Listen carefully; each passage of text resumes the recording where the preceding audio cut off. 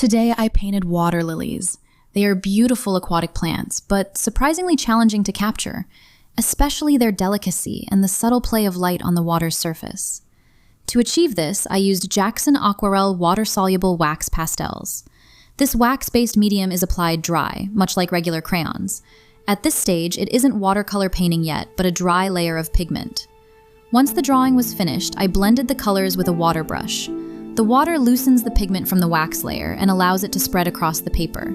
This creates a watercolor-like effect with smooth transitions and more even washes.